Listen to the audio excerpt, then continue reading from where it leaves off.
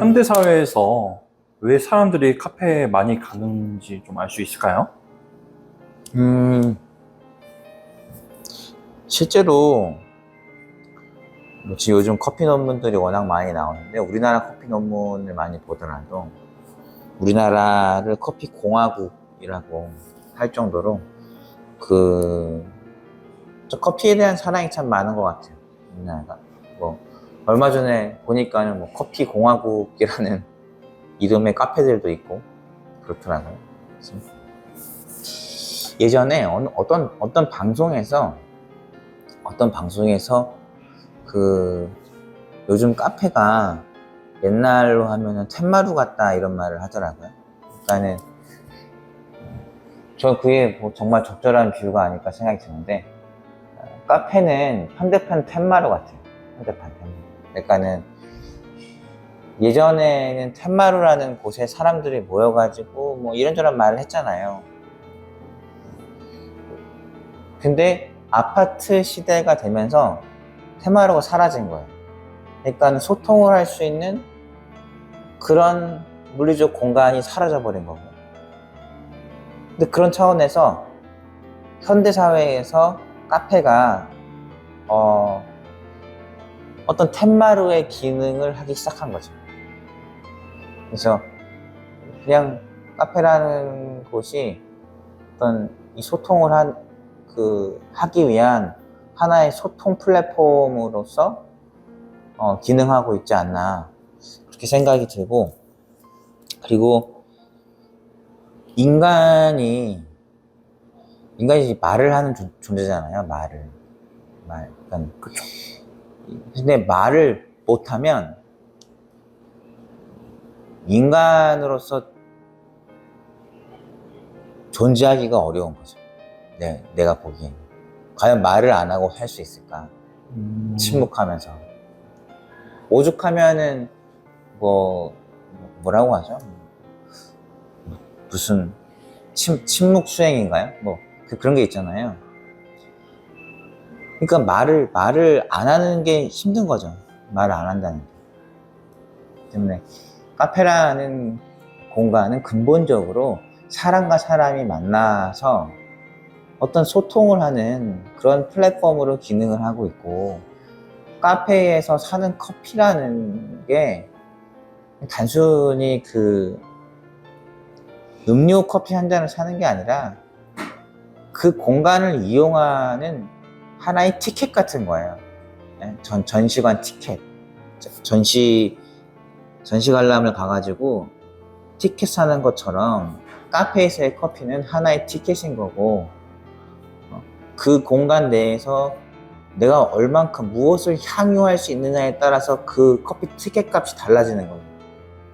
그래서 저는 카페라는 곳이 인간의 그런 근본적인 말을 하는 그런 이 소통에 대한 그런 욕구를 해소하는 현대의 텐마루 같은 플랫폼이다 이렇게 생각이 들고, 커피 한 잔이라는 것은 그 소통을 하게끔 해준 거에 대한 이 티켓 값이다, 이렇게 이해할 수 있지 않을까? 그렇게 생각해요.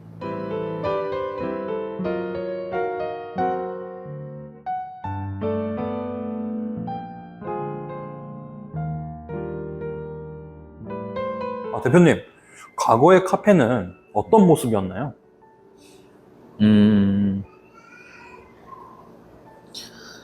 이런 말이 있어요. 커피는 지적 음료이고 카페는 지성인들의 공간이다. 이런 유사한 말이 있거든요. 그러니까 커피 역사를 보면 세계 커피사든 한국의 다방사든 카페는 지식인들의 공간이었어요. 지식인들의 공간이었고, 그 말은 문턱이 굉장히 높았다는 거예요. 커피값도 굉장히 비쌌거든요. 그러니까 카페 주인장이라는 그 사람들은 우리나라 다방사를 보더라도 그 카페에 오는 사람들이 문인들, 뭐 작가, PD, 영화 감독, 뭐 음악가, 뭐 이런 사람들이었기 때문에 카페 주인장들이 그 다방사에서 카페 주인장들이 다 지식인들이었어요. 교육받고. 그러니까 그런 문인들을 연결해주는 어떤 가교 역할을 했던 거예요. 그리고 이제 현대에 들어와서 오히려 카페가 더 대중화된 거죠. 그러니까 시민들이 이제 문화 시민이 됐고 대중화가 되면서 카페가 하나의 문화 공간으로 역할을 하게 되고 뭐 커피는 그런 문화 음료가 돼버린 거죠. 그리고 지금 이제 뭐 카페 사장님들이라고 한다면 그분들은 그런 이제 카페라는 문화 공간을 연출하는 하나의 연출가로서의 역할을 하고 있지 않나. 그래서 요즘에는 그래서 카페 디렉터라는 말도 쓰죠. 그래서 뭐 카페 브랜딩이라는 말도 쓰고 그만큼 카페 주인장들의 역할이 뭐 단순히 커피라는 음료 파는 걸 넘어서서 하나의 어떤 그런 문화 연출을 하고 있다. 저는 그렇게 생각하고 그거에 대한 뭐 경쟁은 더 심화되지 않을까? 그렇게 생각합니다.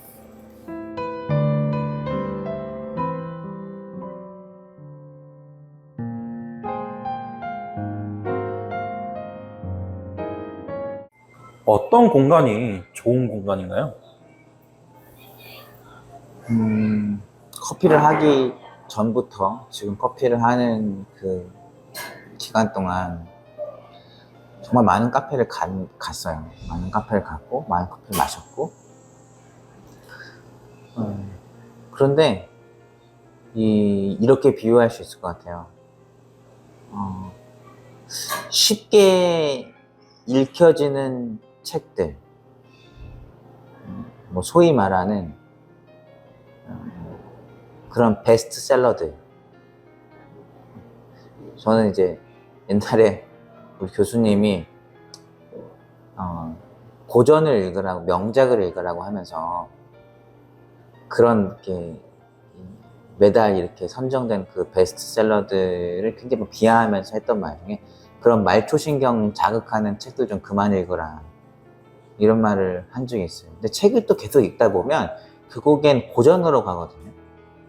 고전이라는 게 옛 고자에 전해질 전자인데 예전의 베스트셀러가 수백 년을 버티면서 지금까지도 계속 베스트셀러로 남아있는 거거든요. 그런 건 명작, 클래식이라고 하는데 넌 공간도 똑같은 것 같아요. 공간도 그런 고전 같은, 명작 같은 공간이 있고 그런 명작을 읽으면 읽을 때는 잘 캐치가 안 되는 것 같아요. 이게 되게 뭔가 궁금하고 이게 뭘까라면서 이렇게 쭉 따라가는데 바로 단정이 안 돼요. 읽고 난 이후에 계속 그 물음표가 남고 뇌리에 남고 그러는데 저한테 있어서 좋은 공간은 거기 들어가는 순간 계속 궁금하고 이게 뭘까 이런 생각이 많이 들고 거기를 떠난 이후에도 계속 뇌리에 남거든요. 도대체 그 공간의 의미가 뭐고 컨셉이 뭐고 이렇게 많이 남는데 쉽게 단정 지어지지 않는 곳, 그리고 끊임없는 그런 의문이 드는 곳, 저는 그게 명작 같은 어떤 공간의 특징이 아닐까 이렇게 생각을 하고 그래서 저도 공간 연출을 계속하지만 제가 연출한 공간이 그냥 단순하고 쉽게 그냥 단정 지어지는 게 저는 그게 되게 싫어요. 그거는 살아있는 공간이 아니지 않을까 라는 생각. 그러니까 쉽게 얘기해서 공간에 왔는데 여기는 그냥 이런 공간이다 하고 이제 다음부터 다시 올 필요가 없는. 근데 도대체 여기 어떤 곳일까에 대한 계속 의문이 들고 여길 앉을까 저길 앉을까. 그래서 일단 그 좋은 공간이라는 것은 그 공간에 들어가 가지고 계속 생각하게 되고